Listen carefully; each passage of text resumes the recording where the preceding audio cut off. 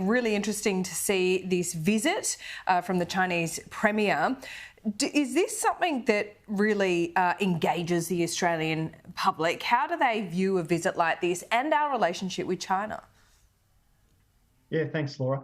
Yeah, it's really interesting. I certainly wouldn't want to suggest, it's not an issue like cost of living that sort of comes up at the top of the list of every group we do. But it is this thing that keeps coming up every now and again, sort of as you get deeper into the conversations with people about the importance of this relationship with China. People have some really interesting, nuanced views around it.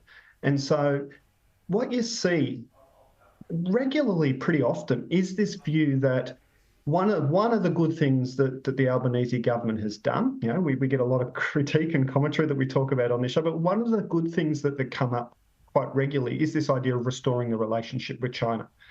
It's particularly strong, but not exclusively, particularly strong among folk that work or even own businesses and industries that sort of rely on China for trade, for exports and even supply lines, those sorts of things. So there is this sort of sense of economic relationship and an appetite for a warm sort of trade relationship between China. People look at that and see that as a good thing. There are, though, at the same time, hesitations around the relationship. So, obviously one of the concerns is around sort of national security and China's intentions, particularly in our region of the world. And concerns talk about sort of possibility of conflict one day, those sorts of things. But there's this interesting sort of almost counterintuitive, almost like a backhander kind of sense of confidence that people have that we're not going to come to blows with China.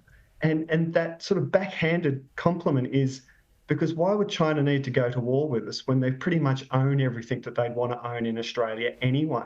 And this has some really interesting political ramifications because they don't blame China for that. China's just doing it's just buying what it needs.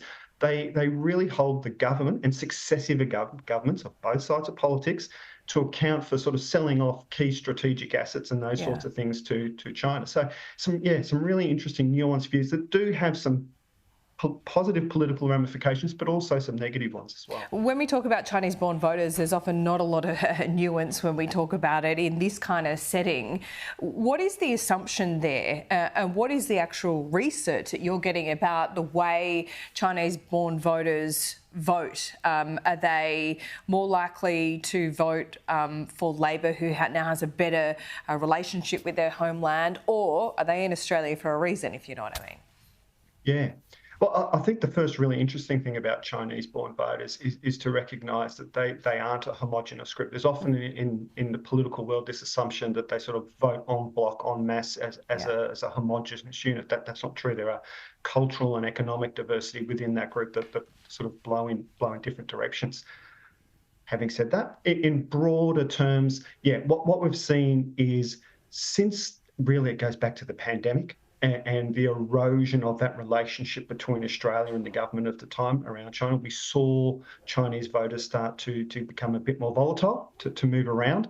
And the Aston by-election was a classic example of that. So at the moment, Labor is doing all right amongst those voters.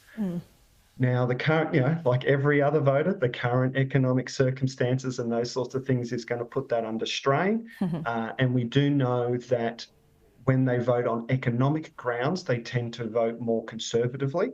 So whether that's going to produce a swing coming into the next election, I think those boring old domestic political issues that we've talked about are going to be probably just as influential as the bigger strategic international relations kind of If I could get you to comment on two polls we saw this week, Freshwater and Resolve. Resolve putting Peter Dutton ahead on preferred Prime Minister, and also, on some of those key credentials, seeing Peter Dutton as a stronger leader than Anthony Albanese.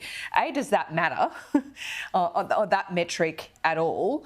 And B, is that what you're seeing in your research as well? I mean, at the beginning of the year, Simon, we were talking about this real threat to Labor and Anthony Albanese, and they needed to step something up. Has that happened, or Peter Dutton turning the conversation back to cost of living in the whole energy debate, has that been a masterstroke from him? Yeah, look, I think the overall takeout of those polls for mine is not so much that it's a masterstroke. The takeout for mine is really the pox on both their houses kind of message that comes out of it. This big and growing cohort in the middle that don't want either of them. Yeah. And you and I have talked about this many times before about this sort of growing third party, third way vote that I think we're going to increasingly see. But absolutely, I mean, at the end of the day, though, the trend is the trend, and the trend is not the friend of Anthony Albanese. I think the continued loss of altitude on primary, the continued loss of altitude on that preferred Prime Minister, which is not hugely predictive, never has really been hugely predictive, except at the extremes. So when it's sort of 50-50 in the middle, that to me just says an electorate that's kind of apathetic and uninspired by either choice. Yeah, but when you're talking about, again, no homogenous groups here when it comes to voting blocks, and I agree that there's not one single issue that drives voters, even though cost of living might be front of mind. But when you're getting into the climate change debate and cost of living is so front of mind for people, does that then change? I mean, within households, people having to make decisions about paying bills and what they do and their priorities. And it seems like, in this climate debate, is there now a growing cohort of people are saying, look, we want to do more about climate change. Yes, we want to meet our Paris agreements, but I can't afford it. We can't afford it right now, and we're paying the cost of it. So therefore, maybe it's not as big a priority as it used to be.